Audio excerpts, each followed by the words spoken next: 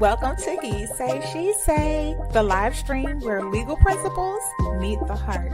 I'm Shar, founder of Law for Love, the most special place in the legal system in Atlanta. And after nearly 14 years as a divorce attorney, I realized that the very same tools that we use to end marriages can actually be used to save them. So I completely changed my path and now am here to help you navigate the challenges of love, commitment, and communication. Join us as we explore how to rebuild and strengthen your marriage one conversation at a time. Hey, and welcome to He Say, She Say, and we are going to be having a very open and painful discussion on the topic of what is actually happening in bedrooms. And just to give you some background, this topic is becoming a bigger discussion between women and their professionals, women and their medical professionals. Medical professionals are seeing an increasing number of women presenting in their healthcare with concerns around this topic. This topic comes up in legal spaces around things that women want to do, don't want to do, and their lack of enjoyment. And so we're just going to dive in and talk about this from the standpoint of Negro culture. This conversation is specifically directed towards other people in the Negro community. Conversation about where we've been, where we are, where we're going, and how we can find our way back. So, before we get into these talking points, I have a little disclaimer, right? So, first of all, you're wrong. My objective, my role is not here to tell anybody what they should or should not be doing in their bedroom. In fact, what you and your spouse agree is good for you, hey, that's your business. This is a discussion about Negro traditions, and that's why I'm saying culture. And that's the only objective here. Talking about our culture. So this conversation should not be construed in any other way except as a cultural dialogue for the purpose of finding our way to loving each other the way we used to when our people needed one another. And we depended on each other. Like back in the days where Negroes actually had love songs, love music. So, and then finally, when discussing culture and tradition, these things do flow from natural law. So I will be talking about natural law, but these legal principles are not intended to be any type of hate speech or causing anyone to feel any type of way about whatever your private and intimate practices are. This is for educational purposes only. This is not about hate. This is just a discussion about culture and natural law. So,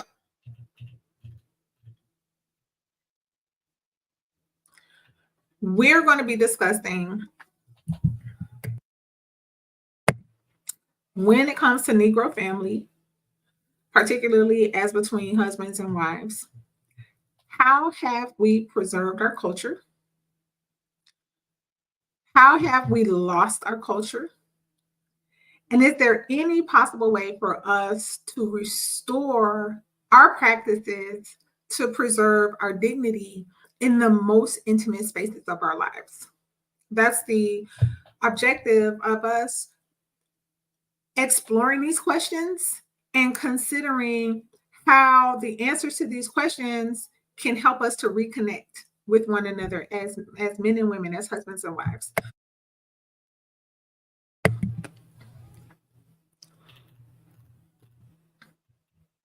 So the foundational principle when we're talking about you want to put that in my what, it comes out of Ephesians 5, which is an instruction, an admonition, a teaching that was directed towards men in this statement. So ought men to love their wives as their own bodies.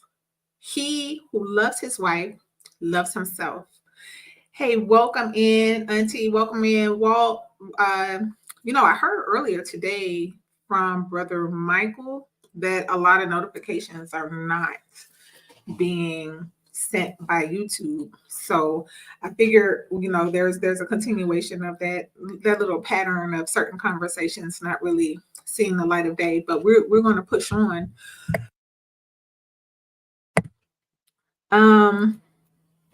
So the foundational principle is coming out of Ephesians chapter 5 concerning a man's love for his wife. And the standard of this measurement is, men, how do you love yourselves? And the question that I want to pose to men on behalf of wives, in consideration of conversations that women have shared and opened up with me, with their gynecologists. Many women don't even open up with their own closest friends because this is a very sensitive conversation. It can be very embarrassing. A lot of women are struggling, and we're going to talk about it, are struggling with judgments that they're making on themselves around this conversation.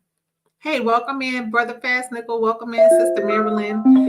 And I'm going to have to find a way to disconnect my phone from my son's friends because the ringing is, I'm not doing it. So when I'm talking about this, I want to preface this to men. This is so touchy that wives are often embarrassed to share what they're feeling and what they're experiencing with their husbands. So when I'm speaking tonight, I am speaking in advocacy of things that women are finding embarrassing to talk about.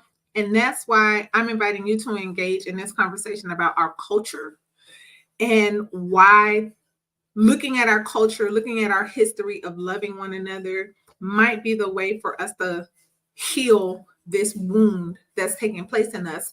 But the key here for men is there's a love that you have for your own body. And I would also add here, when we're talking about your body, and I'm not trying to be crass or crude or overly graphic, but when we're talking about the male body, specifically, we're talking about here in this conversation, the love for your sexual organ, the love for the pleasure that it brings to you, and looking at how you can love your wife as much as you can love that aspect of yourself. So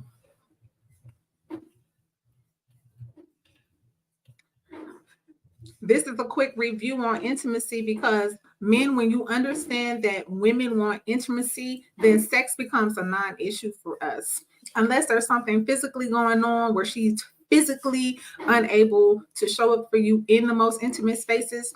When a woman is feeling, when your wife is feeling that there is intimacy present in your relationship, being from love, respect, and honor, these three key ingredients, the three essential elements of intimacy, sex is a non-issue. She actually desires sex with her husband and enjoys sex with her husband when intimacy is present in the relationship. There's no struggling over sex. It's not even a question to be had when a woman is experiencing intimacy from these three essential elements.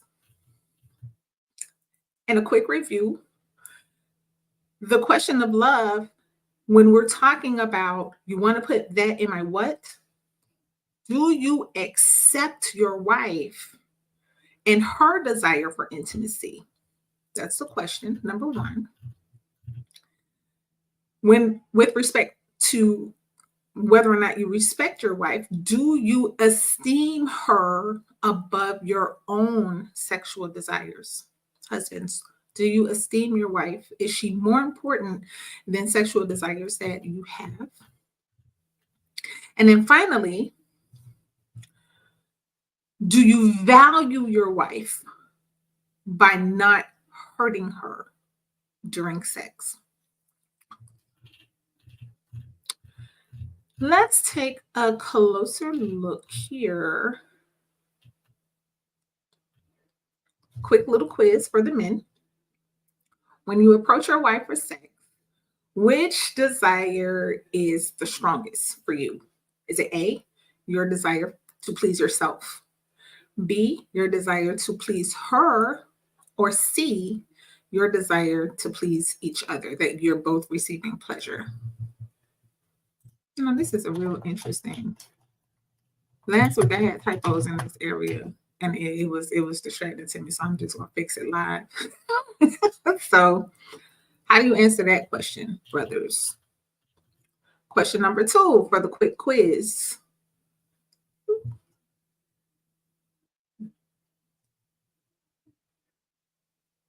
What is your attitude regarding your wife's body? Is it A, she belongs to me to have whenever and however I want? Is it B, her body is completely her own? Or is it C, her body is a treasure that she shares with me the same way I share the treasure of my body with her? And then finally, question number 3 for you men, to help you in the area of intimacy and having your wife enjoying you and your intimacy even more. How does it make you feel when a sexual act is painful to your wife? A, it excites you. B, it doesn't bother you.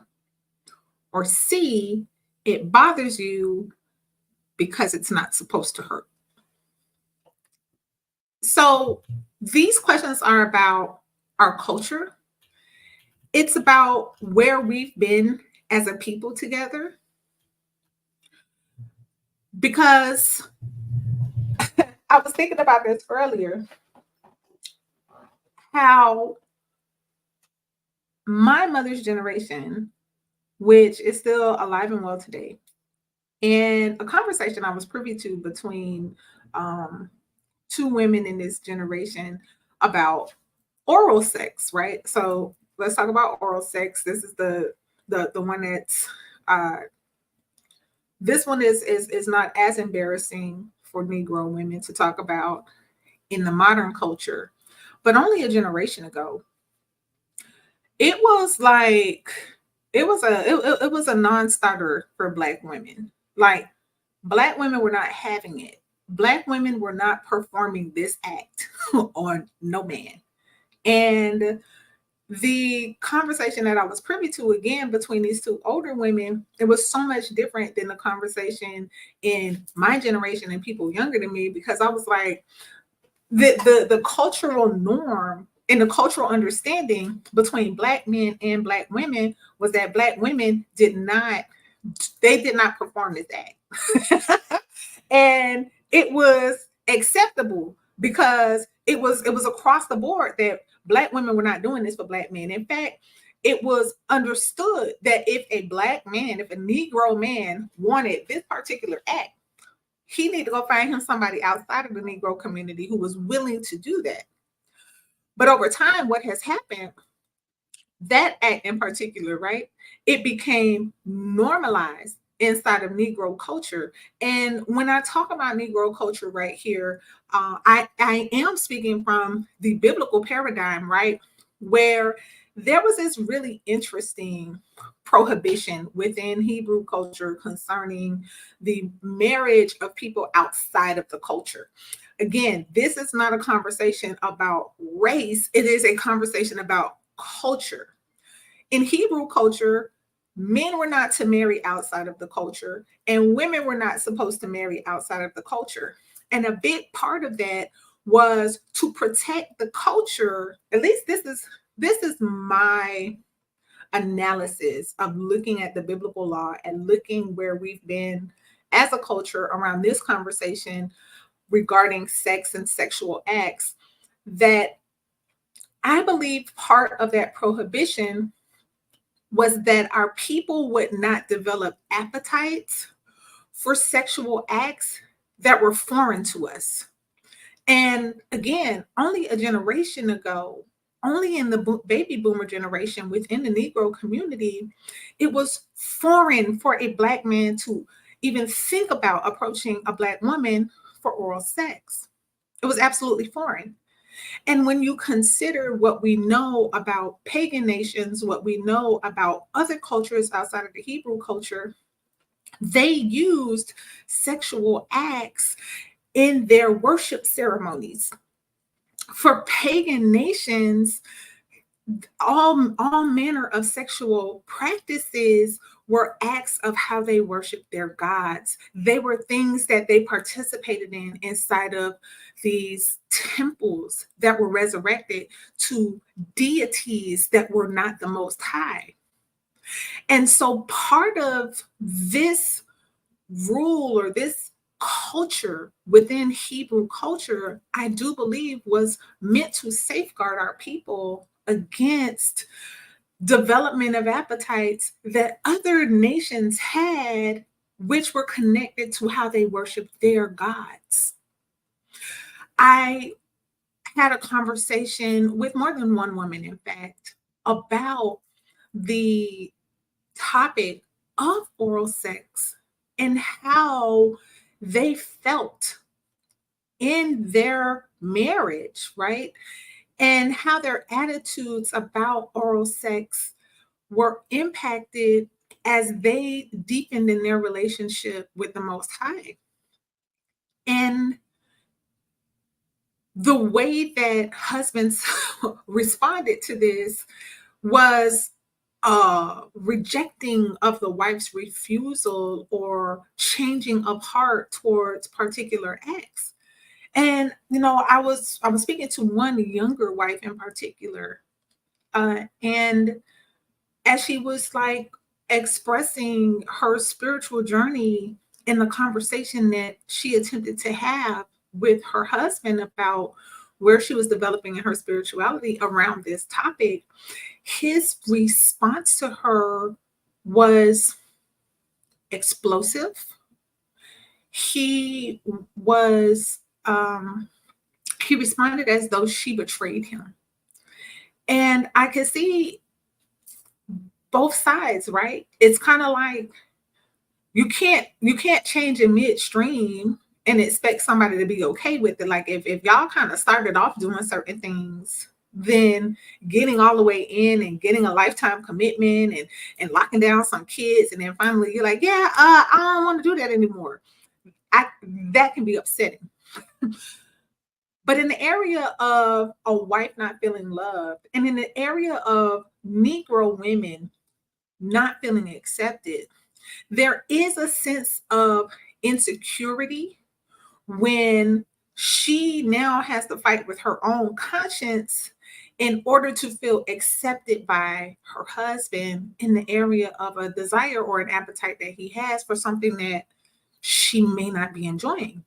So this is rubbing against the cultural norms, and this is impacting the enjoyment of sex for many wives. And so I just kind of want to throw it out there as a cultural conversation. Could it be that we've moved too far away from Negro norms when it comes to sex?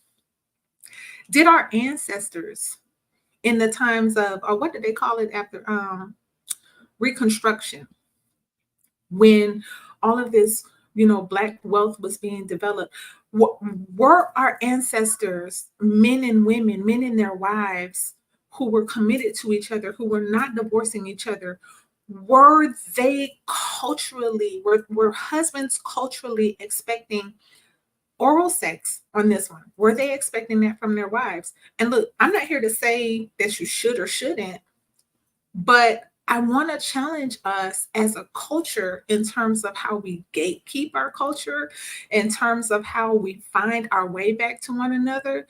If this is something that has disrupted your satisfaction and your enjoyment, if this has become a rift in your bedroom, then my encouragement to you is to look at the culture. How are we loving each other culturally in that particular area? That's what I'm saying. I'm not here to shame or guilt anybody, and I'm not here to tell you what to do in your bedroom. But I do believe that there may be some breadcrumbs that we can look at how our people loved each other before we began integrating into everyone else's culture and casting off our own culture and embracing ways of people that were foreign to us as a people. Before the foolery, yes. Before the foolery. And I want to remain respectful while I talk about this because number one, it's touchy, right? But number two, I think that if we're all honest and if we're all willing to embrace the culture that we had before we found ourselves wanting to be like everybody else but us, I think we'll find a lot more enjoyment. That's just my hypothesis here. Look, I don't know, but I kind of suspect that a lot of the madness, even in our divorce rates, even in the amount of cheating and stuff that's going on, I'm thinking this is a culture problem, y'all. And I'm not saying that our men have always been faithful, but we could go down that rabbit hole in so many different ways. And y'all know I do believe that the scripture supports um, multiple wives. If a man so desired to have more than one wife, I know that's not a very popular viewpoint, but um, when I'm looking at the scriptures, I do see it as a permissible way of building a family. So, okay, number two, if there is a lack of enjoyment in the area of things that you may be asking your wife to do, it could be because she's not feeling respected. She's not feeling respected. She's wondering, this is a question that your wife is having. If you have a desire or a preference in the bedroom that your wife is not enjoying, she's wondering, what is more important to you? Is it her or is it you? And I want to encourage husbands when it comes to this part of the analysis, because when it comes to the bedroom, just depending on who your wife is and her attitude towards having open and honest conversations with you, she may be trying to tell you in a way that's not going to hurt your feelings. A lot of women that I've spoken to in this space concerning intimacy are more concerned about not hurting their husband's feelings than they are about advocating for the things that they want and that they desire. And if she told you once that she doesn't really like a certain thing, but you like it and you advance her for this thing that she does not like over and over and over again because it's what you like, even though it's not what she likes, then there is going to be that insecurity inside of her because she's not feeling respected. She's not feeling esteemed above your desire. She's not feeling that she's more important or what she desires is as important. You know, keep in mind the scripture in Ephesians is love your wife as your own body. She's not feeling loved as much as you loving yourself in that moment. And this is where your wife will feel disrespected about something that she thinks you know she doesn't like, or she's told you she doesn't like it, but yet you continue to insist on it, to advance to her for it, to pressure her for it. Are you esteeming her above yourself?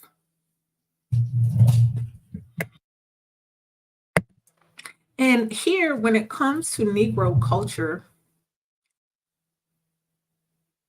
it makes me think about how in slavery, we were not, as property, given the right to have a preference concerning who chose they wanted to do whatever they wanted to do to our men and women.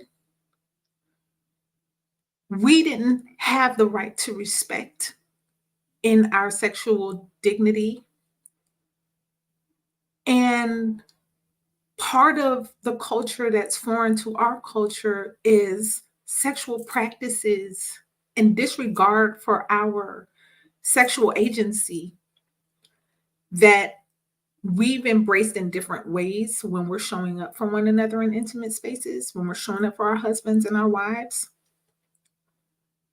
Consider how much of that legacy from slave quarters and forced sex, sodomy of our men, rape of our women,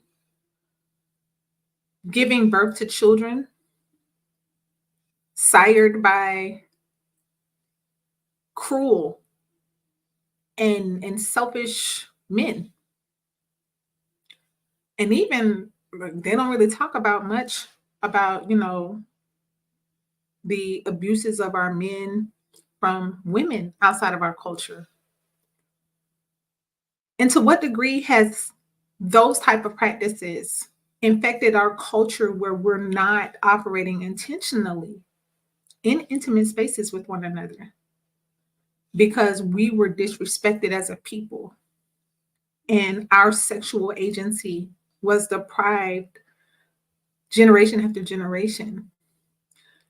And in how many ways do we still see it? Y'all, I'm telling you, these are things that women are not always saying to their husbands, not wanting to hurt the husband's pride, ego, or feelings.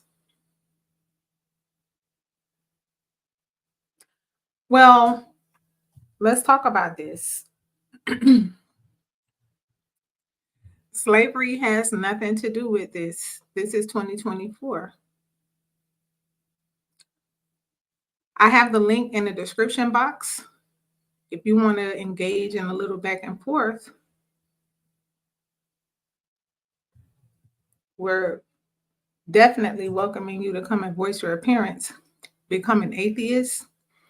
I mean, I don't know what you want, UK Arsenal, but we'll figure out how to either you come on and you speak respectfully, or you just gonna get up out of my comments with foolishness if you come to distract from a Negro conversation about our people and how our people need to deal with our stuff. Link is in the description box. But if you want to be, you want to be dropping chats and you want to substantiate what you have to say, bring it on. So there was generational disrespect of our sexual agency. And in many ways, things that happened to us in slavery are still experienced in us, by us, and through us with one another. So I'm challenging you, my community, to consider in this area, in this conversation, in this space, how much you may have been impacted and may not have dealt with this stuff. Especially those of you who have history with assault and other acts that were imposed upon you against your will. A lot of these things need to be addressed and need to be healed. And I know that wives in particular who have that type of history may not advocate for themselves with their words with their husbands in a way that she's showing up for herself. So for you men, I'm putting it out there for you to consider whether or not the things you're asking her to do are things that she wants. And if she doesn't, who's more important? Is she as important as your desire? That's the question. And then number 3, she doesn't feel honored.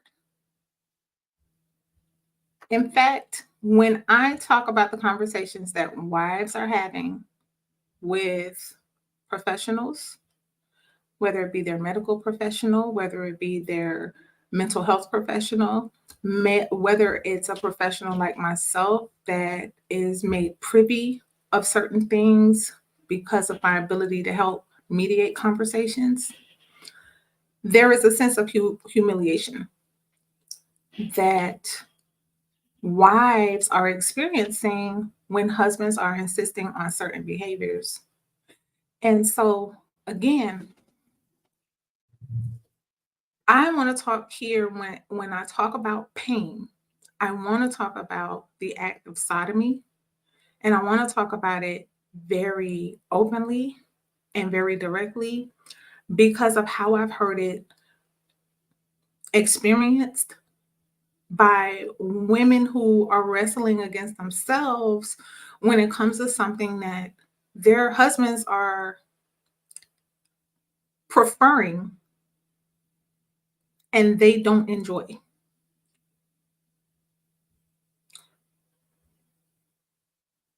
Should the act of intimacy with your wife hurt? Now, I'm not speaking for women who like to be hurt. Those are not the people I'm advocating for tonight. I'm advocating for women who are giving of themselves in ways to their husbands that they do not enjoy. And in the area of your wife feeling honored, she does not feel honored when something that her husband enjoys and her husband desires hurts her. It physically does not feel good to her. And sodomy is one of the biggies. There could be other things that cause pain in intimacy that are not necessarily related to sodomy, but it's one of the most obvious painful acts when it comes to the type of behavior that Negro wives are saying to their professionals in trusted spaces. They don't like this.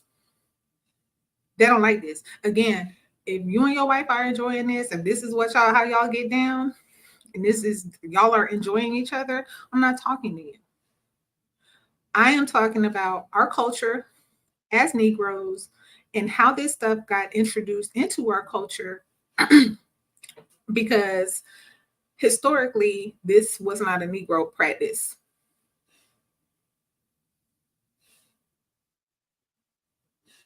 Hey, Shalom, daughter of Zion. Welcome in. This was not, it just wasn't a Negro practice. And again, like, what are your thoughts?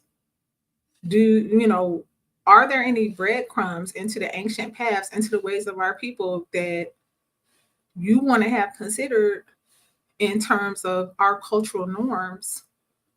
Because what I'm doing tonight, just the same way I do for the brothers, when I confront the women about how we get down in ways that are not loving towards you as our brothers, as the men in our lives, I'm taking a moment tonight to bring to bear to you this very painful conversation that women are having in the background.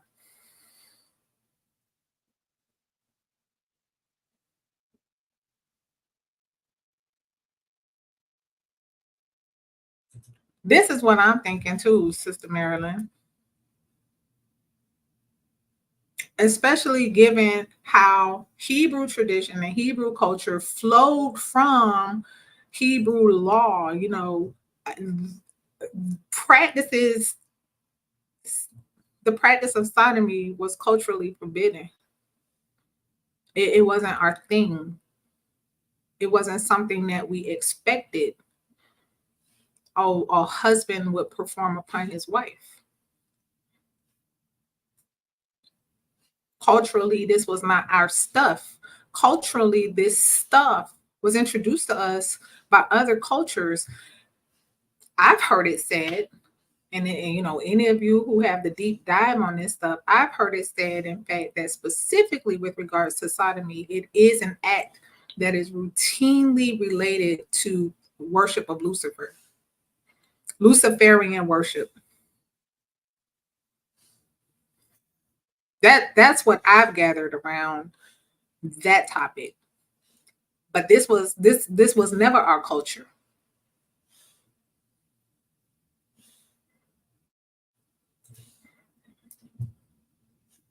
Oh, awesome. Let's see how far this is going to go. There should be things that you shouldn't do. Hey, daughter of Zion, when it comes to your body, nobody should do anything to your body that you don't like. Let's see what UK Arsenal wants to say. Shalom.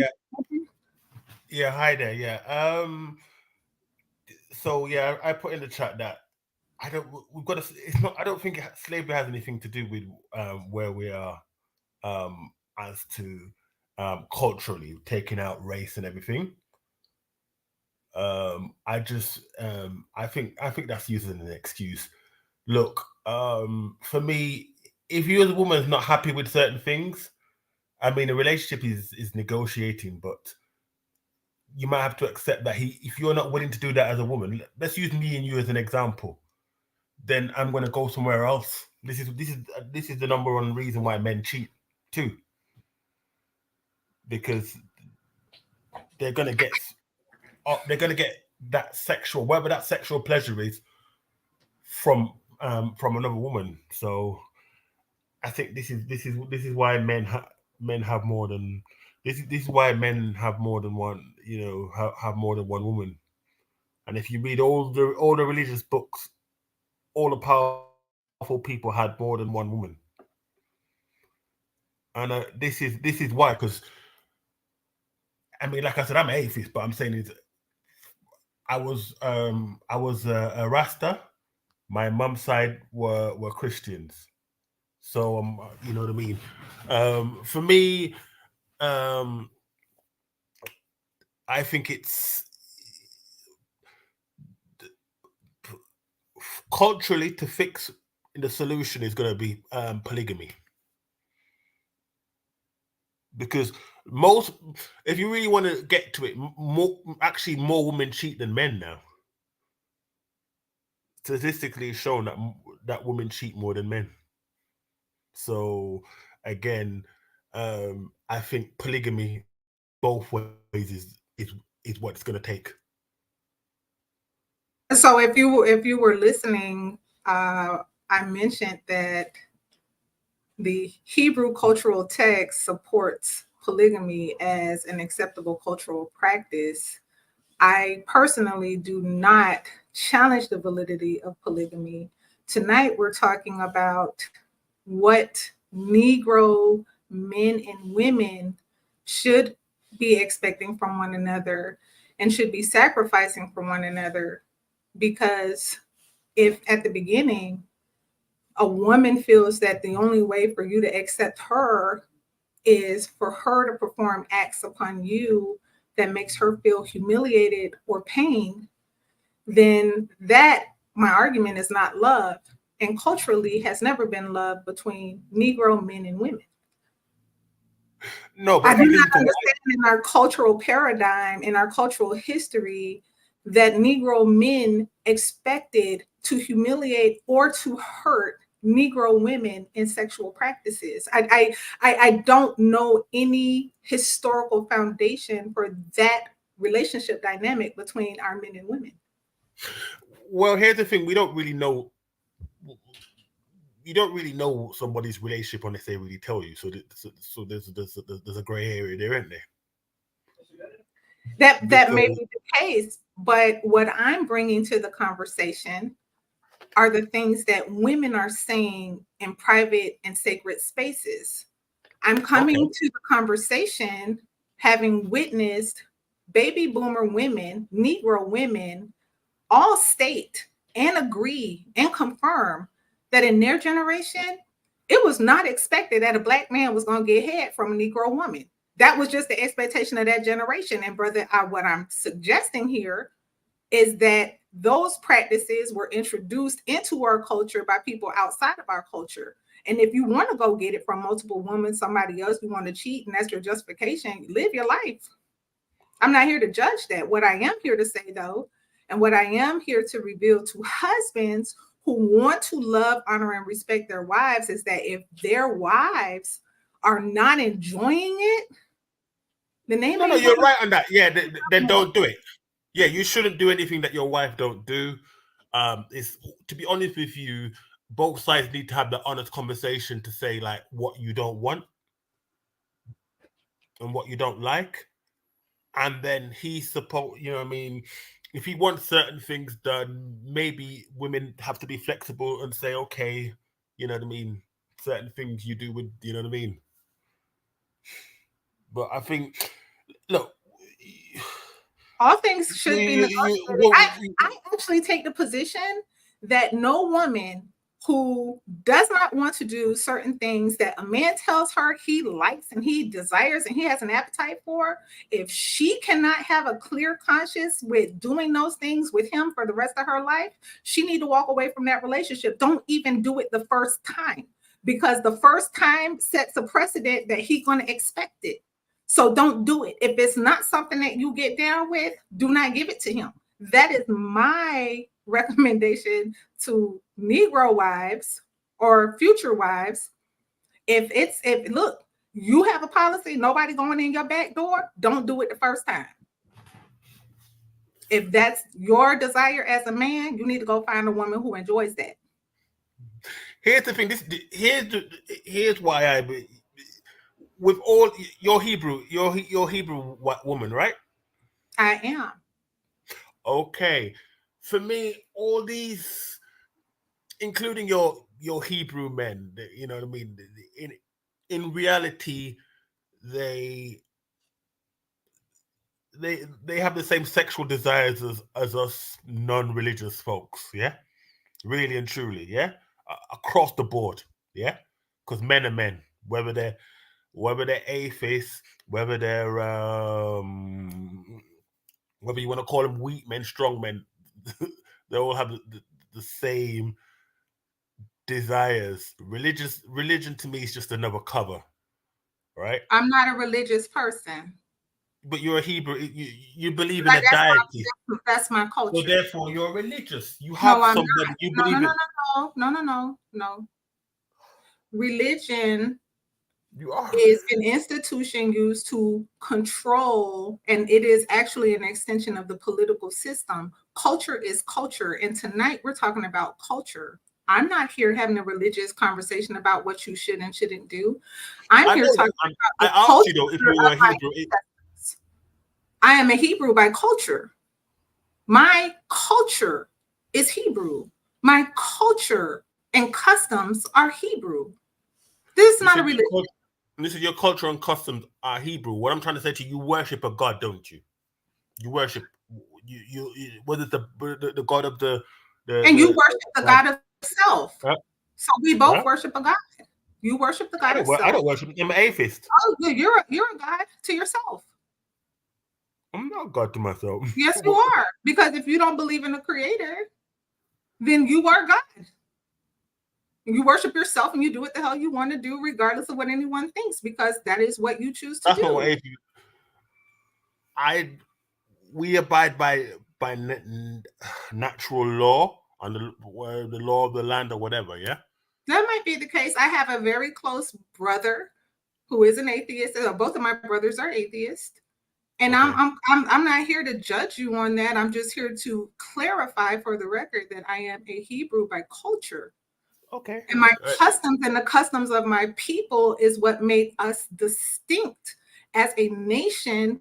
And this is why we were destroyed and why we've been attacked in our relationship between men and women to destroy our families, because our So when you culture. say you're cultured Hebrew, what told you were a Hebrew? Was it the Bible? Was it the Torah? What's the difference?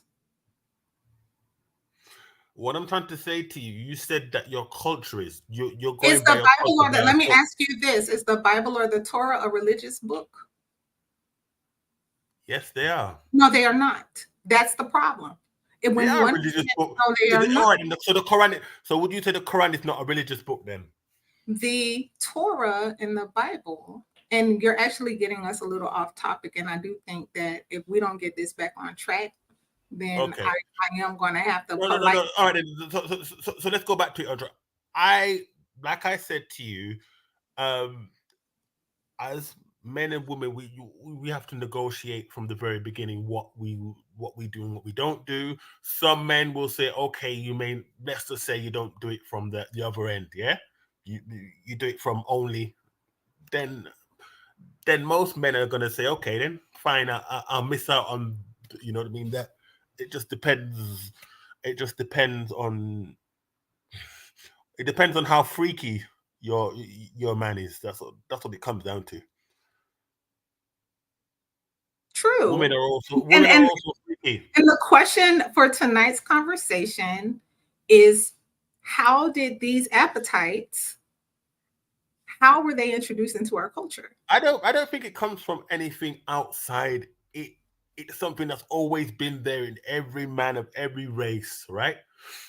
I'm not trying to go into racial lines, but I think in our culture, like for example, I've been to a white school, I've been to a black school. I'm not going. It's not making it about race. I'm just saying that I noticed that white people are more open with their stuff, yeah, and we're more closed. Is that fair? They have Not some more ways. secretive. They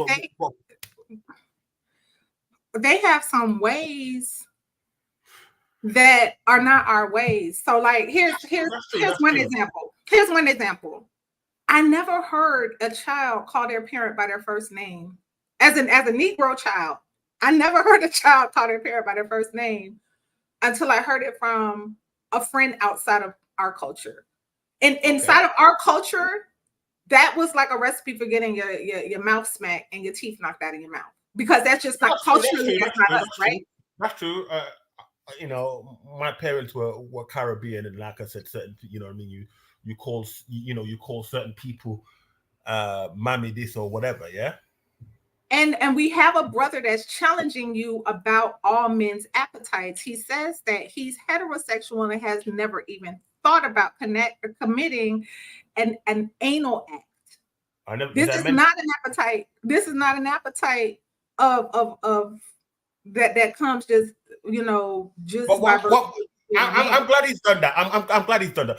All right, then. My people are Jamaican, yeah, and a lot, you know, what I mean, since he wants to go down that route, yeah.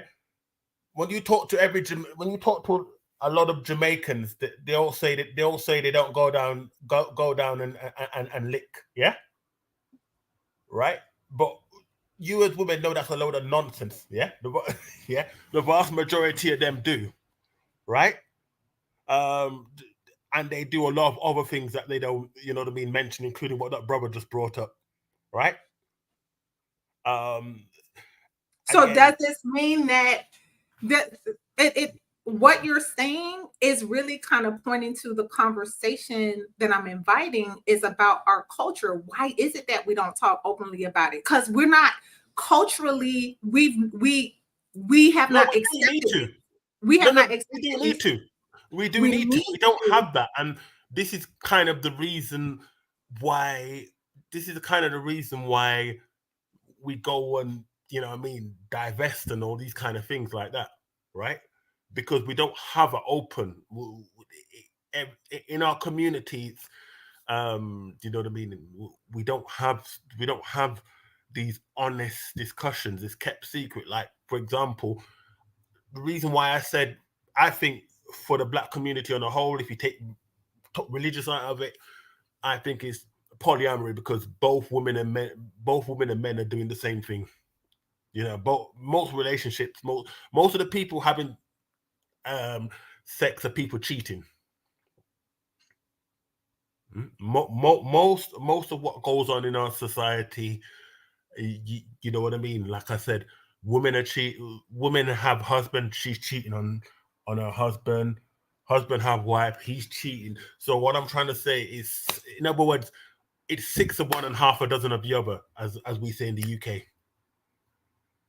So my question is any of that true love? Is any of that how we build our people It up? depends on that relationship. That Well, depends. okay. So now again, tonight's conversation is about culture. Tonight's conversation I'm is about talking how. culture. I'm talking Oh, culture. okay, but just we're talking about how we love each other, how we respect each other, and how we honor each other. Me personally, women who cheat on their husbands, I don't have no understanding for it, because if you want to sleep around, don't get married. If you want to have multiple sex partners as a woman, do not marry. Don't do it. That's my attitude towards it, because that is my culture. My culture is that as a woman, I owe a fidelity to my man, period. If I want to have multiple sexual partners, then marriage was not designed for that lifestyle. Marriage was designed for fidelity between one woman and her man. And according to my culture, if she were found in ancient times to be out of pocket and she's sleeping around, this gave him, in fact, in the modern civil code, when you look at permissible or excusable homicide, the number one example used in excusable homicide defenses is a man walking in on his wife cheating. This thing concerning the jealousy of a man for his wife is natural law, and it is encoded in Hebrew custom, because when it comes to a wife and her fidelity to her husband and him alone, this is the definition of marriage from a wife's paradigm. And he, as a man, had every right to demand blood from a man who touched his wife. This is Hebrew custom. Well, I was watching something on WhatsApp, and a guy walked in on his woman, because you know that this happened in Mexican countries. If you, especially if these guys are mobs or whatever, yeah. And he found his wife, and he killed that guy. He shot him 13 times.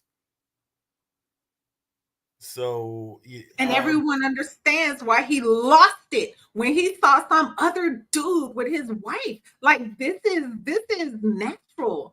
Like, what? Even the laws of Babylon here recognize that as an excuse when a man loses it at the sight of seeing his wife with another man. That's natural law. When I hear about women sleeping around and acting the fool and doing all this strawberry letter nonsense with their bodies, it's shameful. And to I hear what me, you're saying, sister. But if you, like I said, if you take here's the thing now. I'm not speaking religious. See, that's the point. You want to make I'm this not. about I'm not saying. I'm saying whether you're religious, cultured, or not.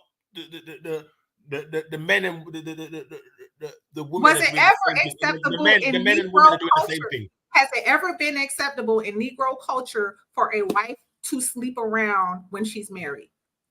Has it ever been an acceptable Negro custom? You're asking, is it? Has it ever been acceptable in Negro culture for a wife to sleep around on her husband? No, it hasn't. But no, it hasn't. But it hasn't stopped it happening, and that's what I'm trying to say. It's not. The conversation shouldn't be about whether it's accepted or whether it was ever accepted, because obviously it wasn't. It wasn't on either side, no matter And what that's not culture you're on. true. That's not true, because in Negro culture, particularly in Hebrew culture, polygamy was culturally acceptable. No, that's true. I'm going to speak on polygamy. Polygamy was originally polygamy. We had less problems when we had polygamy. Polygamy has been around longer than what do you call it now? I forgot what they term it. One man, one woman. What's it called? The term? It's another form of civil control up under the current system that we're living in. So again, the conversation about polygamy for me is culture. The conversation tonight is about culture.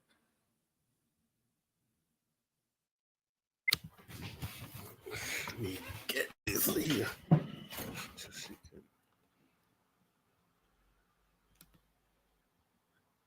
Yeah, hello.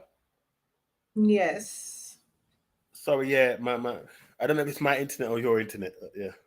No, I got you. Y'all know, No, no. y'all in So the chat. I'm seeing the chat, and I cannot keep up with it. yeah, So yeah. Sorry. if y'all No, want to have in on some of this conversation and join in, no. look, I'm So welcome you in because this is it, about culture. This is about us as Negroes. This is about what was introduced into our culture that has interfered with the way that we love each other, that we depend on one another, that we survive. And my argument is that part of what has weakened us is our embracing of cultural norms that never belonged to us in the first place. We were all right, stronger in sister. our culture. I just watched something in African, and in certain African countries, you have women who have like three husbands. So it depends. You understand me? Are you from those tribes? I'm not from those tribes. I've just it's something that I've seen on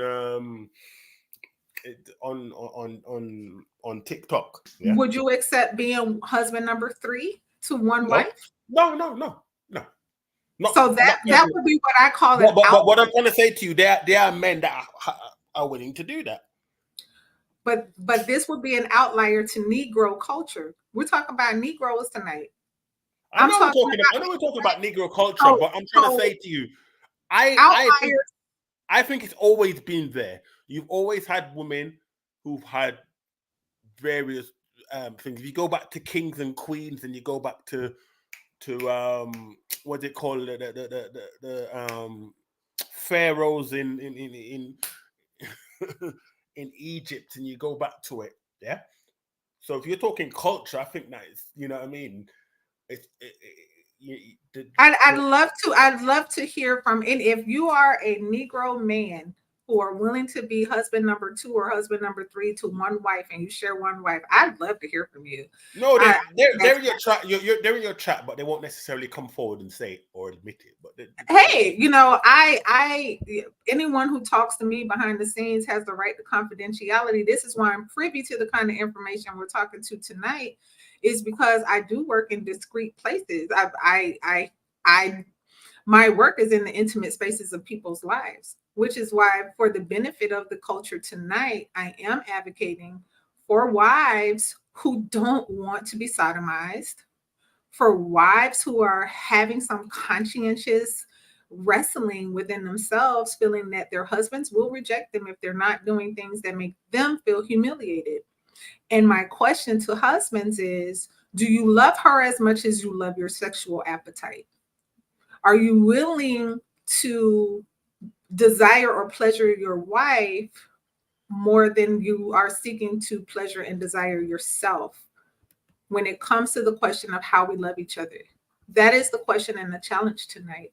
And I don't think that there's a quick and easy, simple answer. We're talking about complex things. We're talking about human behavior. We're talking about things that people have not felt comfortable speaking about and open. well, And apparently Negro culture has always been monogamy, but then I question that because, like I said, like I said earlier, polygamy is around longer. Monogamy was brought in as a form of, like if a woman if a woman has more than if a woman has more than um as a way that when a man has a child with a woman, you know whose child it is. That was why monogamy was really brought in, and monogamy was brought in as a also as a way of control. As in, if a man has 10 different wives, it's harder to track him down. well, I don't know.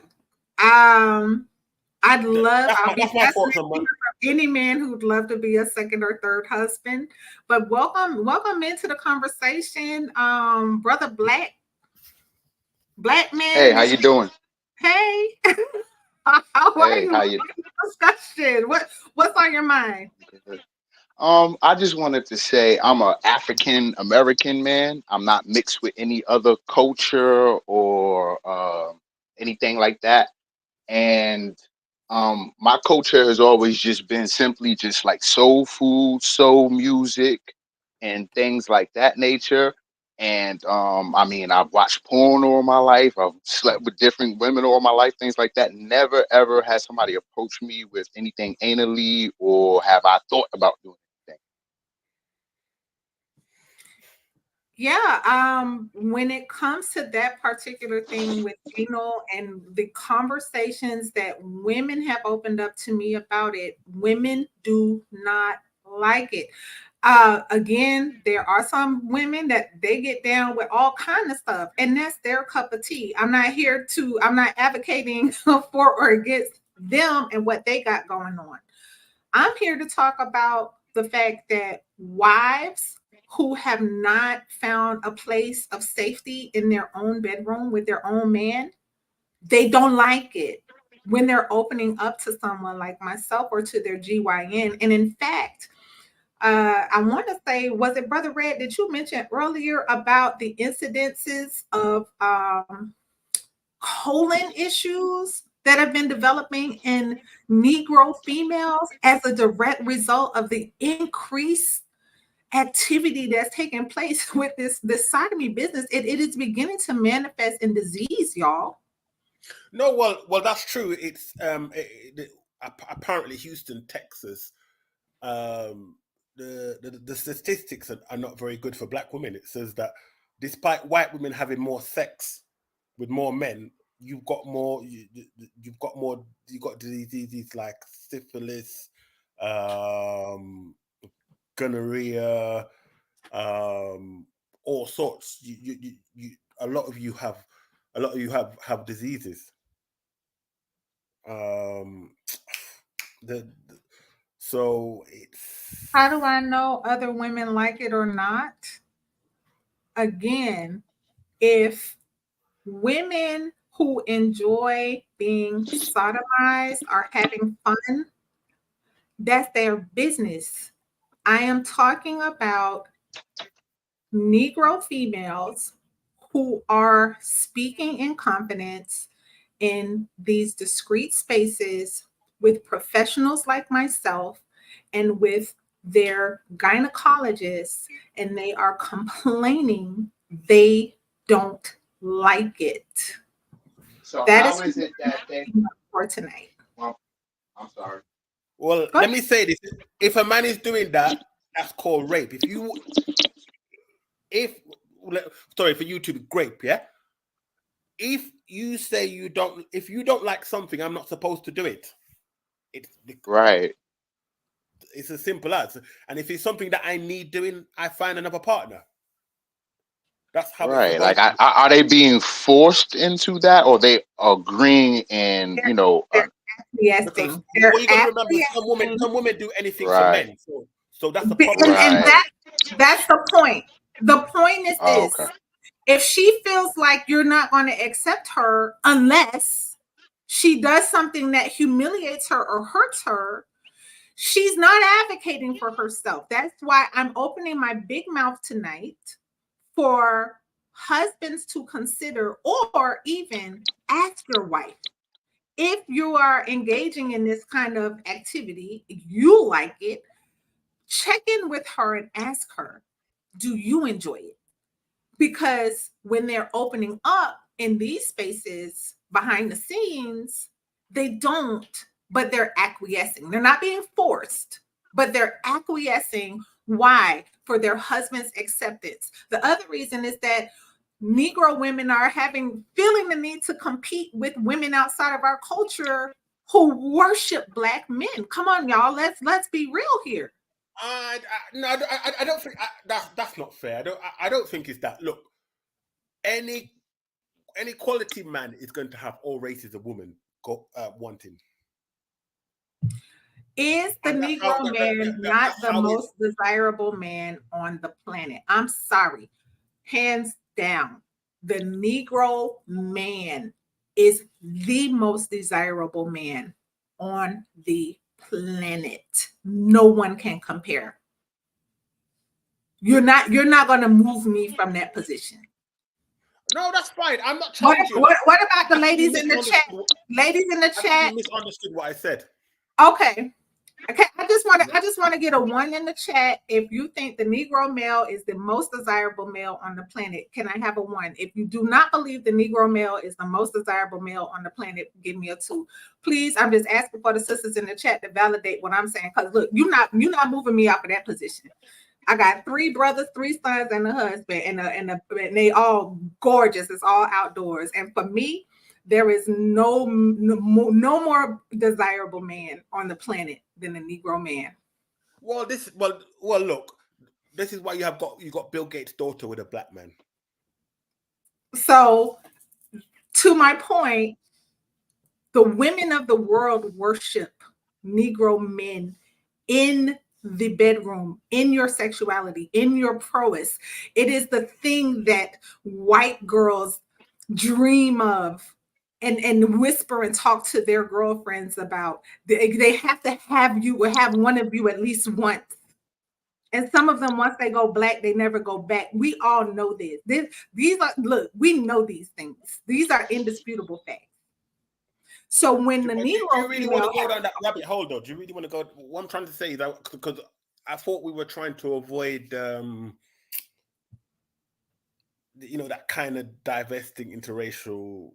it's not about racial, it's about the fact that Negro women have a lot of pressure to compete with cultures outside of our culture when it comes to things we feel we have to do in order to compete with other women But who worship even black. if you look through the Bible, I mean, because I'm going to go back to even my Bible days. I'm going to leave the atheists, right? Even when you go back to it. Oh, you a code switcher. So you go in and out. I'm not code switching. I'm just saying to you that even if you're going back to it outside of the culture, you've always had to do it. Even if you're going right back to it, Samson and Delilah, it's always been there. And if you want to know from the black man point of view, a black man loves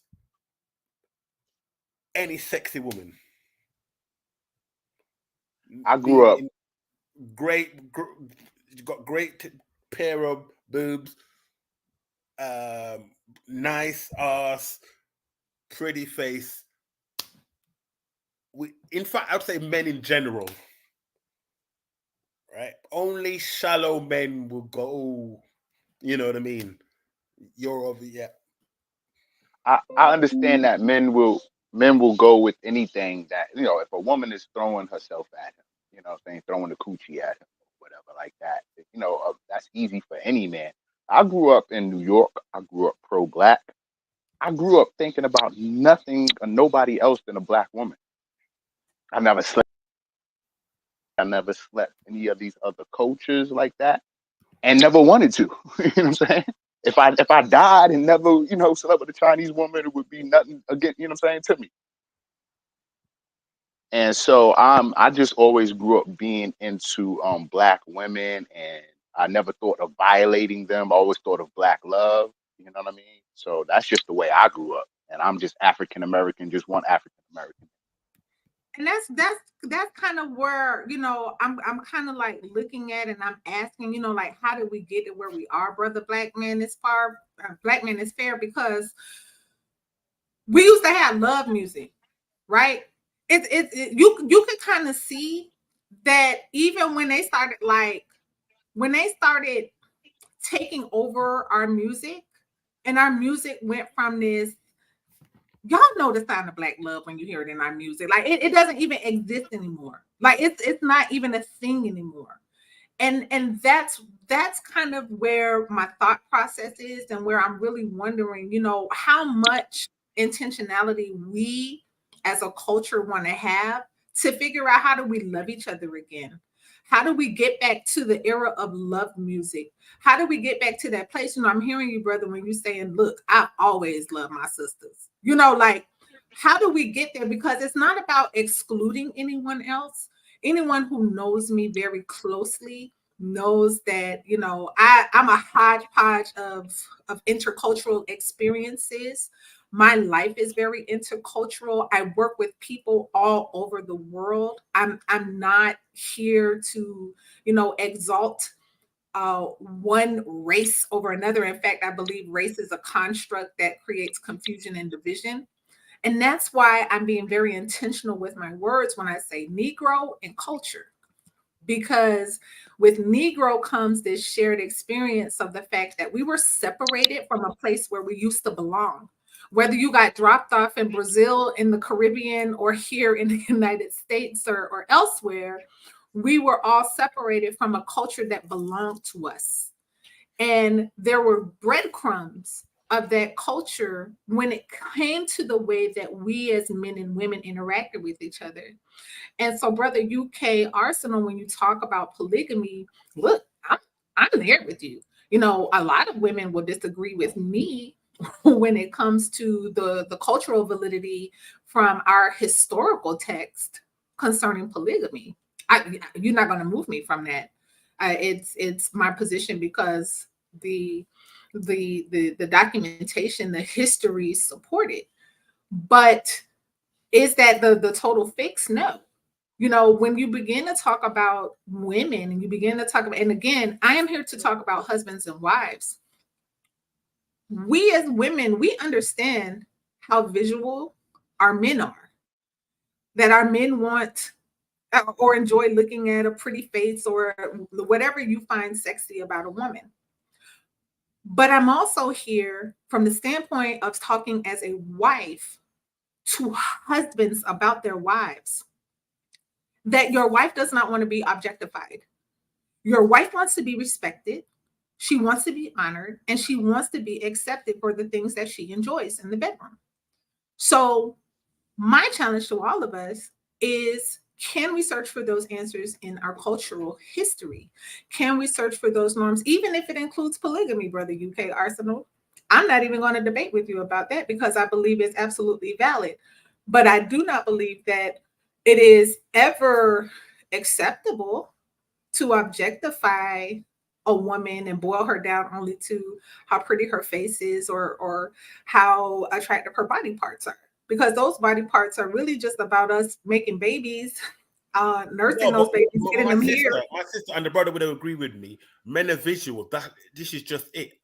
A woman's goal is to look as pretty as possible, yeah, and to be as feminine. So I could name the 8 things. So fit, feminine, friendly, cooperative, single, and childless. Right. This is what all men. Okay, so you're speaking a high value vocabulary. That is just so whether they're, I don't want to be quick with it. So whether they're 20 or 30 and they desire younger women, it's just the makeup of how a man is, right? But when we're talking about husbands, what do you think, brother black man? So I mean, with a husband, are you married? No, I'm not married. Never been married. Do you desire marriage? Yes, it's always been a dream. But the availability of women to marry to me has not been there. I'm hearing that from my other brothers out here, and that's part of why I'm in this space to have these conversations, because the stuff I'm hearing that is going on in the dating world, it gives me nightmares. But I want to ask you this question: since you desire marriage, could you envision yourself married and aging with a woman and seeing her beauty in spite of her age? As she ages, you see her beauty. Can you picture yourself doing that? Absolutely. I mean, all we're going to do is get older in age. I mean, that's just an understanding of life. I mean, and if I'm choosing my life partner, that's what I want to do with her. And, complete this mission and take care of her and take care of our family until my dying day. What about you, brother UK Arsenal? Are you married? I'm not married, no. I'm single. Do you desire marriage? If it happens, it happens. But there's no need for it because the vagina is so freely given out here that you don't have to you don't have to commit to it. I'm gonna answer you. Look, a man will take in, especially in this time, if a woman is, she doesn't have to be pretty, she doesn't have to be even, you know what I mean, top notch. If she's just kind, friendly, cooperative, she'll easily get married. If she meets the rest of the conditions, even if she's not, like I say, gorgeous, guys, because guys at the end of the day want a good. When I say the looks, men are visual. That's to get you through the door. But a man would rather be with I don't know, a woman that's a 5, that's cooperative, you know what I mean, and friendly, than be with a horrible, gorgeous woman who's an 8, 9, or 10. I hear that a lot. Even the CEOs. Yeah, I mean, I think that that's sensible. I think that that's reasonable. I look, brother Drew Too Fast. I'd love to hear from you. Like, I would love to hear from you, brother. Like, if you're willing to jump in to the panel, you got some strong opinions here. And hey, let's talk about it. You know, I don't know if y'all are aware of my background. You know, I've seen one divorce too many in my profession. And when I see comments like this from Brother Drew Too Fast, I can't even argue right against the sentiment, because there is a lot of pain here. I'm hearing you, Brother Black Man, talk about the availability of marriage material out here. And, you know, as a sister to a brother, you know, as I would say to my own brother, like, look, don't get married just to get married. Don't do that. You know, it's my sister. Why do you think that the passport bro movement is so popular? That's why men go to you know, foreign lands like parts of Africa, Asia, South America to get a wife. Do you want to hear the divorce attorney spin on it? Go on. What happens to them? They have to keep those women away from the poison of the Western culture if they want them. Yes, that's true. That's what I would do if I go to Asia to find a wife. I'm not gonna bring her to America or the UK because she's just gonna be poisoned by the women in that country. So guess what that points to then? The culture. That's what I'm saying. You're from the islands. My dad is from Yard. You know this place is Babylon. Whether or not you can prove it, you know the conversations that the Rastas had about this place. If anyone had it right on what the West was, it was the Rastafarians that this place is Babylon. Yeah. Why? Yeah, because of the culture. But do Rastafarians and Jamaicans believe in family? Yeah, absolutely. And the thing is that the term Babylon is speaking to exactly what I'm saying about culture. This ain't our culture. This place is so toxic. I first heard about don't let your wife from back home have American friends. You know who I first heard that from? I heard that from a Nigerian man. A Nigerian man whose divorce I was helping him with. He was lamenting that he never should have let his wife that he brought from Nigeria have American friends because the American friends destroyed his wife. He was no longer a Nigerian woman. Can I speak to that? So right now, he's talking about controlling his wife in a new area. He's there in America. And what is the poison of America? It's freedom. Well, let's talk about that, Brother Black Man, because when it comes to wifing, there is the issue with, I've heard Nigerian women talk about first generation, they call them first generation Nigerian men. They do find them to be a bit overbearing and extra. However, when we talk about the feminist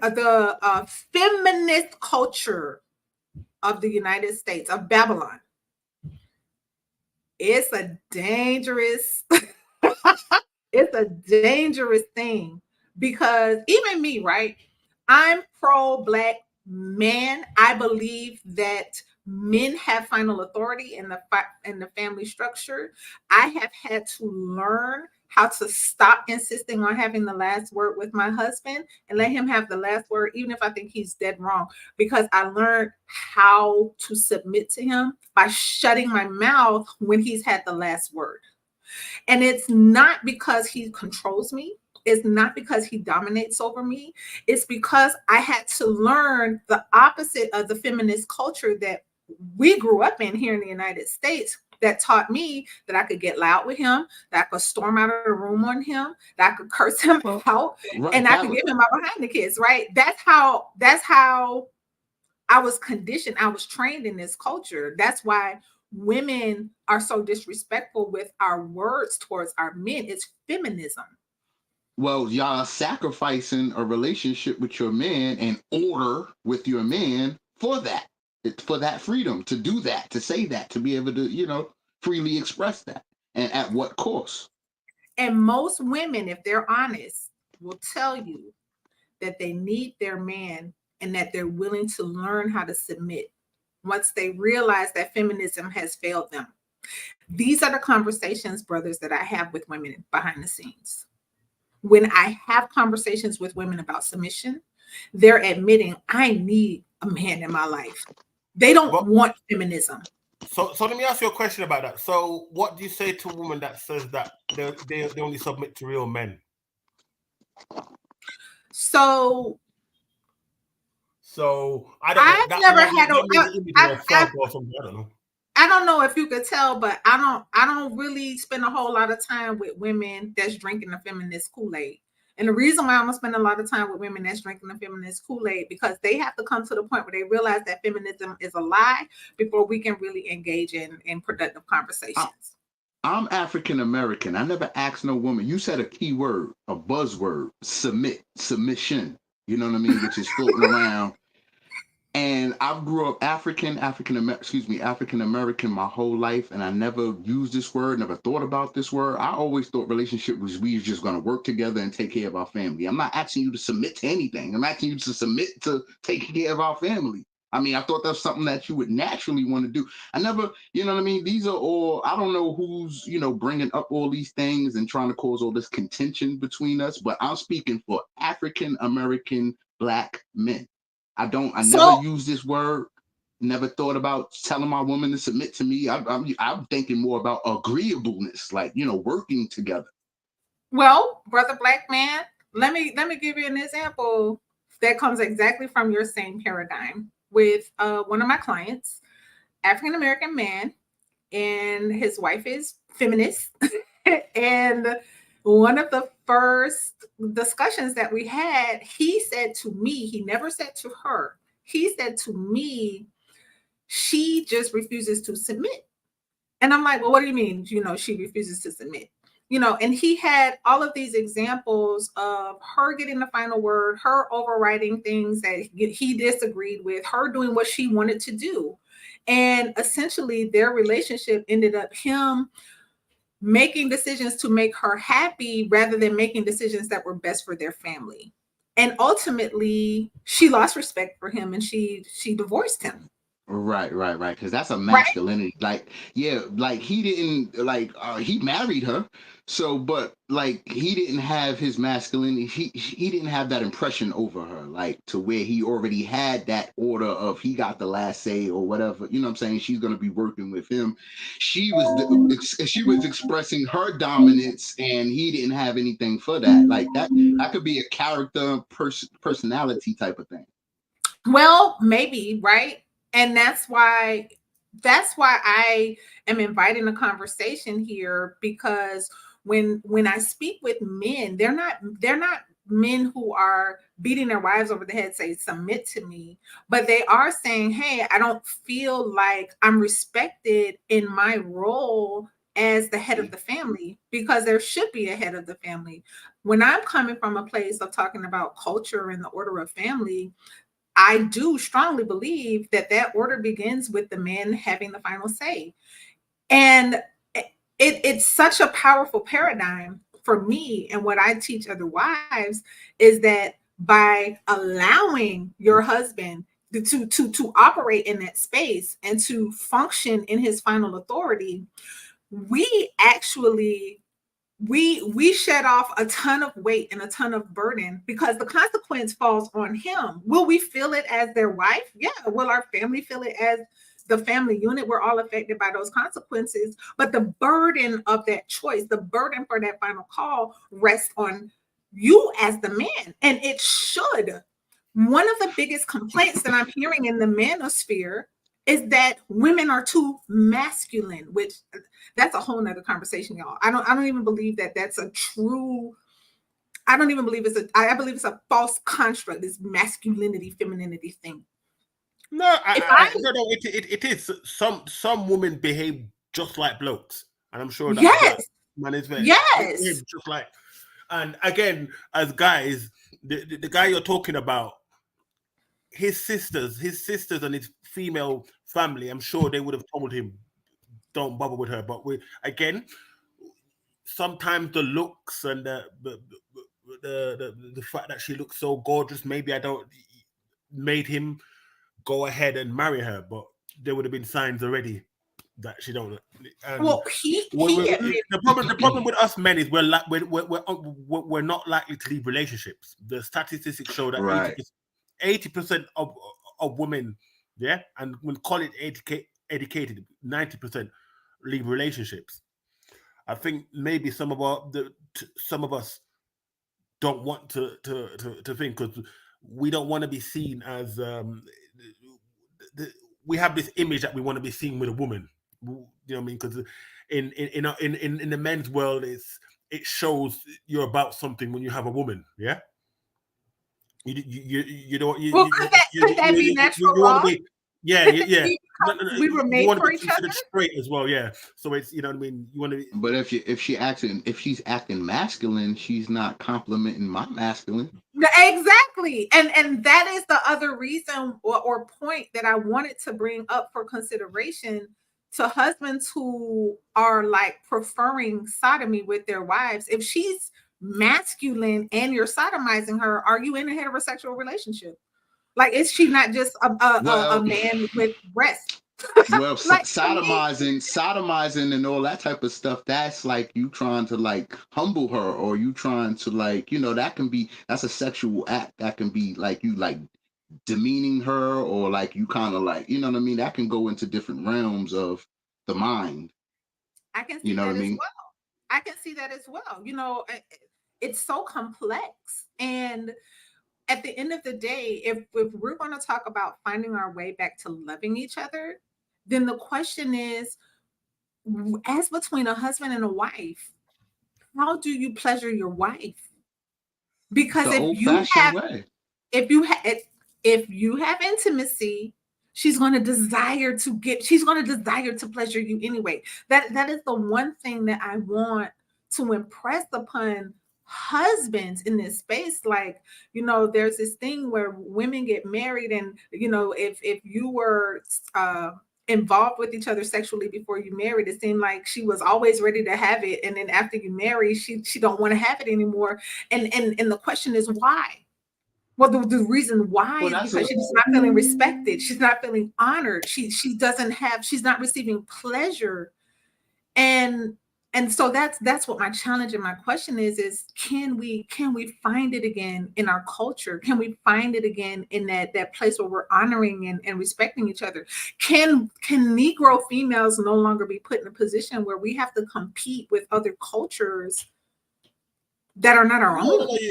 my sister, you're always going to have to compete with other cultures, other culture of women. This no, no. Let me tell you this: in our culture, in the black community, it for some reason, yeah, I'm not having a go. Our women believe that they don't have to compete with other races of man for that man. So other cultures, they accept that if a man is good, other races want him, including their own race. But our women don't believe in competing for us. It's a thing that they don't believe that they should have to compete for a black man. But you know what sounds interesting to me about that, Brother UK Arsenal, is that when I'm listening to Brother Black Man, no black woman had to compete with him outside of our culture for him. That am I That's hearing what I that was gonna wrong, say. Brother Black Man? My sister, I'm for not pro-black. I'm not pro-black. So there's a difference. He said he's pro-black. I never said to you I was pro-black, and I'm not. I've dealt with all races of women, so I'm not gonna be upfront. And You sound just like my brothers. Like, I get you, right? Both of my brothers are just like you. You talking to you, Brother UK Arsenal, is like talking to my own brothers. So, and as a matter of fact, I want to make sure I share with you my spoken word piece about how my brothers harmed me in my aspect and my self-concept as their Negro sister, because of their recognition of how valuable their Negro male prowess was, that all of the women of the world want them, that they actually harmed their sister with the way that they expressed it to me. So I promise you I will share that in another discussion. But listening to you is, my brothers are both just like you. But I only said that to say that when it comes to one of our brothers who has the paradigm, and I'm not even saying that it's a pro-black paradigm. I'm hearing Brother Black Man say, and correct me if I'm wrong, Brother Black Man, I'm hearing you say that you are attracted to and you love black women. That's Absolutely. I'm not hearing that it's because he's pro-black. I'm just hearing that that's what he likes. That's who he wants to marry. That's where he wants to be. That's number one with me. Yeah, I'm not knocking you, Brother UK Arsenal. I'm not, because when I tell you, no, I know you're not knocking me. I know you're not knocking me. I would be shocked if you were actually one of my brothers, like people me right now. Mm-hmm. So I will go for general woman, if you know what I mean. But he's just black woman. There's nothing wrong with it. And my question is that black women feeling that we have to compete outside of our culture to remain within our culture and to build within our culture. Why? I think because black women chase the men that don't really want them like that. You know, they have an idea of who they want to be with and what they want and how they're gonna get him to get on her program and things like that. With me, she don't have to. She don't. You know what I'm saying? I already in love with you, ready to go. You know what I'm saying? And it's now a choice of what man are you choosing. You were going to say something, Brother UK? Oh no! What he just said is absolutely true. By the way, so they pick men that don't want them, and the men that actually want and to love them and deal with them right, they kick and ignore, and then they come back in 15 years later, thinking that he's supposed to take them back when they've got kids for that guy and probably another couple of other ones, and expect that you know, they say, oh, where all the good guys gone? I agree with both of you. Many of the, you heard about NFL players, yeah, and that kick up a storm in the community, yeah. And what that brother just said, it kind of relates to it, because here's the thing: those women are willing to meet the requirements, and they don't have. Those women come to those guys without these expectations. Tell me about what. Please describe requirements. What does that mean? Well, it's like what I said to you. They want fit, feminine, friendly women. You know what I mean? And you know, the black woman's image is not very good. I don't, social media. Could it be that our image is not so good because we've been discarded by fathers and disregarded by brothers and abandoned by lovers? Where was the black woman? I know that coming out of my community, I know that. I got the heart for that. I got the understanding for that. So there's always a home in my heart and in my world for her because of that understanding. I used to be like this brother here. I used to be pro-black. I'll tell you my experience. I used to be pro-black, but then that's why I can identify with NFL players. When you're not wanted, you seek attention elsewhere. So you didn't feel wanted by Negro women. Now, let me just let y'all both know this, brothers. I agree with y'all 100%. I've had experiences with Negro women. Don't get it wrong in relationship. What I'm trying to say is, right? I'm the same in my early stages. Later on, I got, but your ages where you lose your virginity, your 16s, your 17, you understand me, your 17, 18, where you're so like I said, I was pro-black before looking at other women. And there's many brothers that swirl wanted to deal with black women, but black women didn't want them because they weren't the bad boy, they weren't the drug dealer, they weren't, you know what I mean? Yeah. So these guys that they call dweebs, lames, and all the insulting words. But the funny thing is, if those women deal with another race of man, those things in him is cool. He's husband material. I use you the example of that black fat woman that ended up with a skinny white guy. Forgot her name. The similar like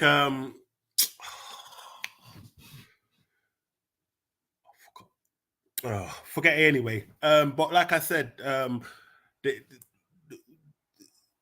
look, in the UK, I see a lot of black men with white men. I don't complain, or other races, and I see black men with and it's just how it is. I don't think that's going to change. So I'm giving you solutions here. I don't think that I don't really think that's going to change. That's why I mentioned maybe the polygamy. So you might have a polygamy of a black woman and a white woman with one guy, for example. I'm saying I'm taking religion and culture out of it. I think that, you know what I mean. Oh no, the conversation got to be about culture, brother. UK. No. Well, we can include culture, but what I'm trying to say to you is basically that's how I see it. Unless you say you're a Hebrew, how many black women identify as Hebrews really and really function it? Because you know Ringo TV, he's a Hebrew as well, isn't he? I don't know this person. So but anyway, he's a Hebrew like you, and he says that many of the Hebrew sisters are just like are dealing with the same Pookie and Ray Rays.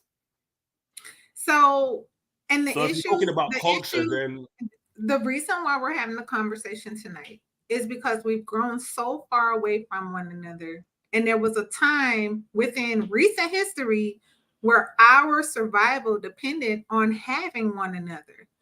I'm not making this about race because it's not about race. I'm making it about culture because culture is how you grow family. Culture is how families are strong. Strong families is how we build community, and that's how we become a nation. That's how we live as a nation. That's how we protect ourselves. A nation that's not concerned about its own families and about its own preservation is a destroyed people. And I agree with you. Can I say in other cultures, the man choose who he wants to be with, but that's not a lot. One of the biggest thing in our community is that a man doesn't have a choice. For example, he's abandoned. A man doesn't have a choice in our community? How so? I'm gonna explain. What I'm trying to say, he's pro-black, yeah. So if I say that I have if I have a Becky, I'm disowned by my own community, right? That's not true. You're not accepted or listened to when issues arise in the black community when you're with another race of woman. That is true. Well, even the brother will tell you that. Even the brother. Why do you think you have brother Pan-Africans? Is that true? Country community. You're not considered. I don't know. Part of the thing. But hang on a minute. But hang on a minute. When a black woman dates a white man, she or any other race of man, she's all right in the community. She's accepted. I don't know about that, and I'm gonna tell you why. I'm gonna give you a really good example. Right now, I'm actually a part of an international organization that's led by a brother who was married outside of the culture, and to us, other Negroes in the community, there's nothing but love and respect for this brother in spite of his family situation.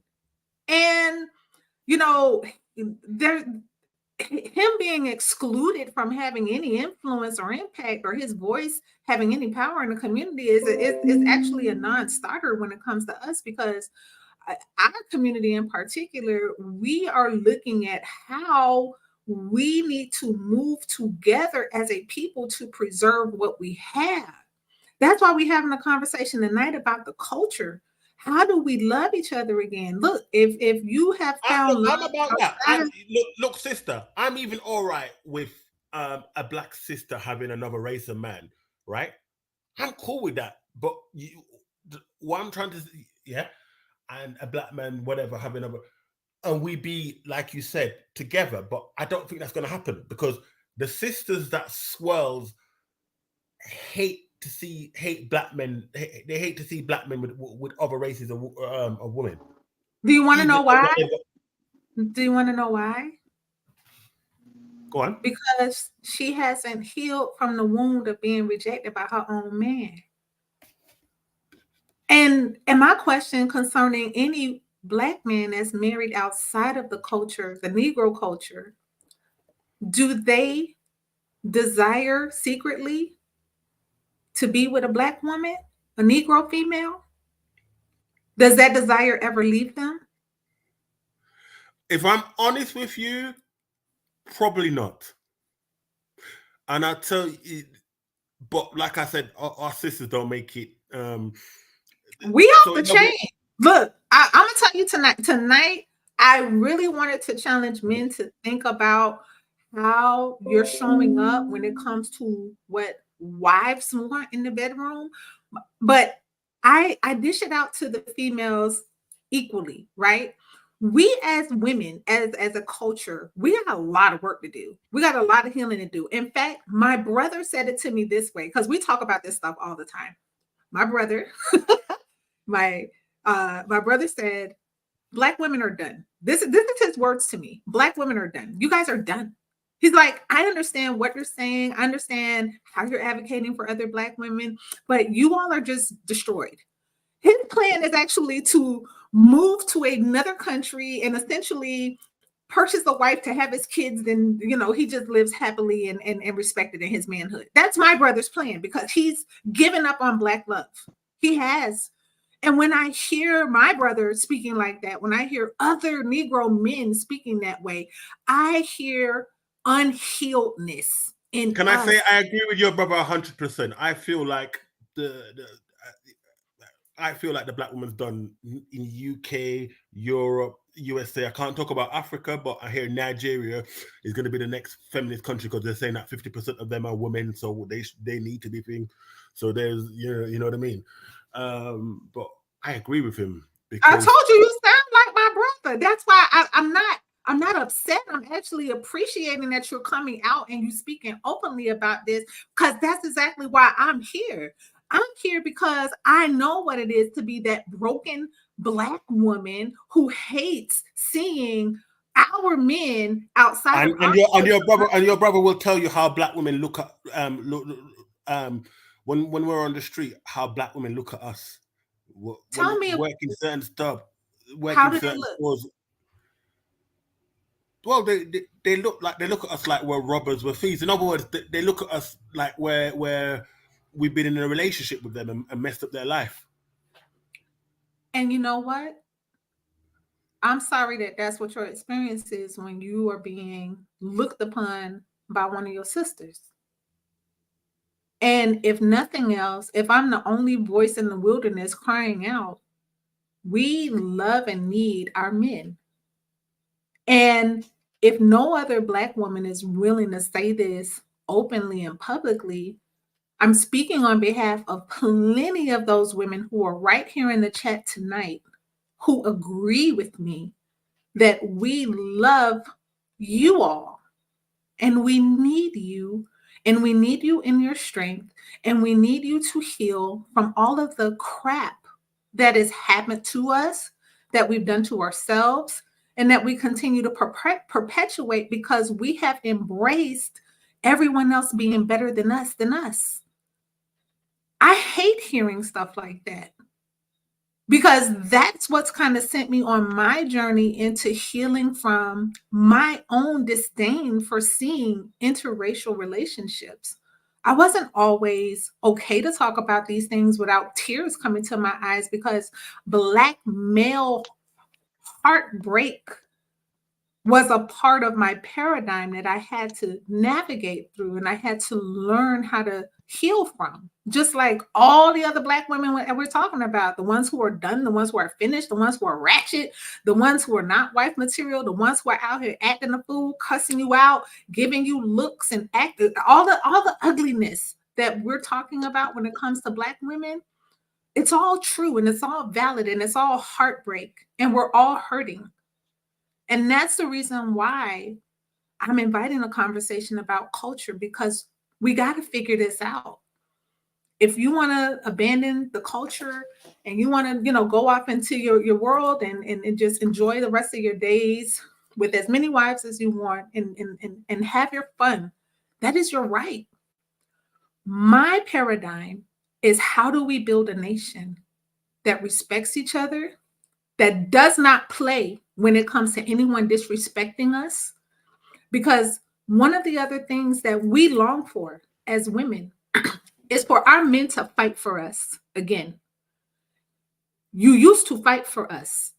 And when I'm listening to brothers like Brother Black Man, I hear a brother who fights for us. It's some brothers in this chat tonight, I can tell you right now firsthand, they fight for us.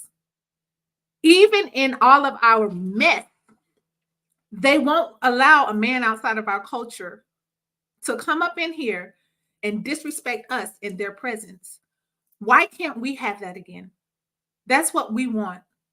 And that's why I'm voicing the heart of wives who are saying, hey, I don't want to lose my man, but I want my dignity back. And we're asking, as your sisters, please honor us and respect us any way you can.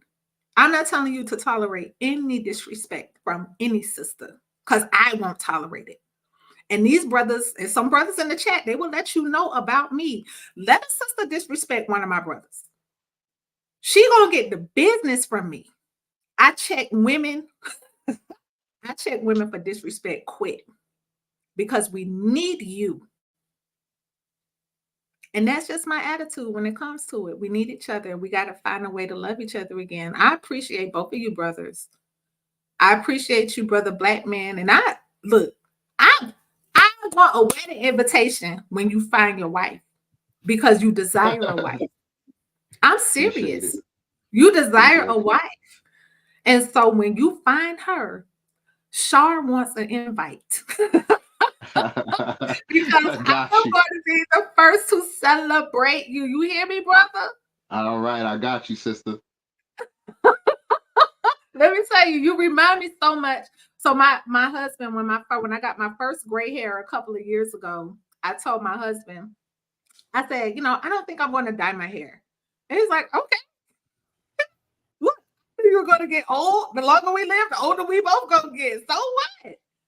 Right. Will he find younger women attractive? Sure, he's a man. Will he disrespect me? No. He don't play that when it come to me. But we gonna grow old together, right? And when I hear you talk like that, Brother Black Man, it really does something for us, sister. And I think I speak on behalf of all of the sisters here in this conversation tonight, all of our community, our Negro females, that we appreciate your heart and your love towards us, and we are rooting for you to find that love that you desire. Appreciate you. Thank you. You're welcome. Hey, Brother UK, I'm so glad you came on and spoke as well. Again, like I'm telling you right now, if I didn't know any better, I would think you was one of my brothers jumping in here, because my brothers are Jamaican. They were born in Jamaica. I would think it was one of my brothers coming on here with a UK accent just to mess with me. Like, you sound just like my brothers. And I appreciate you. I appreciate you for speaking your mind, for coming out and let's engaging in a respectful dialogue. Yeah, we do. And look, like I said, I mean, we need to get back where a sister. we can say hello again. You know what I mean? It's like it's if my phone dies, I'm scared to. If I see a sister, I'm scared to talk to her to ask her where something is because you're like, excuse me, where is Robert Street? And you have to ask her like 4 or 5 times. She doesn't want to. You know, we're at a stage where it's like if if I'm not what the black woman would deal with or sleep with, she's just going to treat me a certain way, and that shouldn't be like that. So I'm talking about if you know, if a sister, you don't know nothing about that man. If you know that man and you know him to be a certain, and you treat him a certain way, fair enough. But when you don't know somebody, treat them the way how you'd like to be treated, and this is all black men have been asking. But I don't blame the sister totally because too many of the Pan Africans, pro blacks, the conscious community, they tell you that you're fine and they make you believe. And you know, we need to get all this for me as this the king, the queen, the god, the goddesses. Let's get back to reality. Uh, you know what I mean? This is, you know what I mean? Like I said, most of the brothers who are with other races of women, they tried with black women a number of times before they moved. Well, Uh, you know, I a lot of, and I feel you I'm right. sure your brothers would have done the same thing too. They tried with black women, and you know what I mean. You can't ignore something. If something's better, if a certain car is better, let's use Rolls Royce or Bentley. Um, Your they're better than a experience, Chrysler. You're gonna go to that car. your experience is better. Let's be careful not to exalt another culture above our own. We got work to do. I'm with you 100%. I agree with you I'm not saying that when another I, culture is better. What I'm saying is, if an option is better. So even if you're a woman, yeah, that you met your husband, you're pro black and all. What I'm trying to say to you, if your husband was crap, but a white man would give you all the things you want, you would go to the white man, and I would tell that's you you'd be why, silly not you to. know what? Just because of this conversation, I'm gonna make it my business next week to discuss the interracial thing, and you will understand exactly what my outlook and paradigm and journey has been when it comes to that, because I think that anyone who's experienced heartbreak at some point in time, if you want to look at it from a rational analysis, from a survival analysis, from how do I get what I want? If I have to look outside of my community, is that an unreasonable move to make? No, Well, no. all men follow this Einstein theory, which is basically when I want to say all men, but sensible men. The theory of madness is to do the same thing again and again and expect a different result. And that's fine. You know what I But mean? but I want to From the I want to amplify something that you said, which to me I hear the heart of a Negro male to his Negro community sisters. This point here is not about sex. This point is about mutual respect and honor.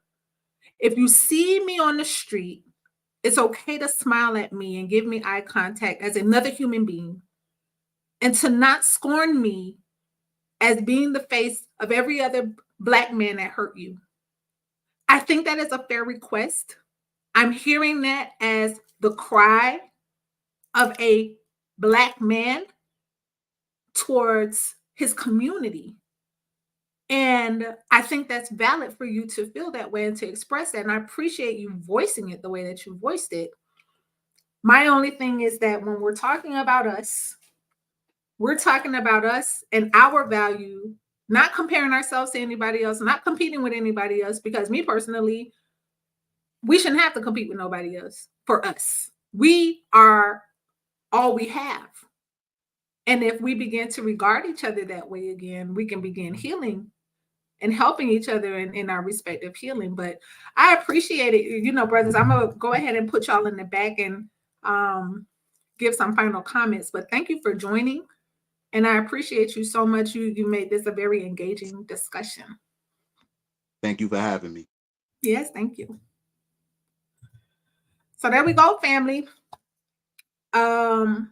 Culture, Negro culture, and sex. And whether or not you're gonna get something, that your wife don't want to give you outside the house, she just want to be respected and honored in the process. I'm just here to tell y'all, brothers, what your wives are saying about the stuff that feels humiliating in bed, about the stuff that's hurting their body, and how you, as husband, can make so much of a difference in how pleasurable sex is in your marriage bed. Because guess what? Sex is great. It's great, especially when both of you are enjoying it. And so I hope you take this challenge serious concerning what wives are saying about the things that they don't like when they don't like certain things, and whether or not those things even belong to us in our culture, because we've been divided against each other. And we know, those of us who are in the know, we know that this has been intentional. We know that this has been systematic. And we know that there was a time in our culture where we worked together, side by side, back to back, looking out and covering one another and covering each other because we depended on one another for our own survival. That's what the conversation about culture is. And that's what I want to encourage you and just challenge myself and each and every one of us to find ways for us to love each other again. So with that, thank you for joining He Say, She Say, where we're having conversations about commitment, communication, how challenging the marriage journey could be.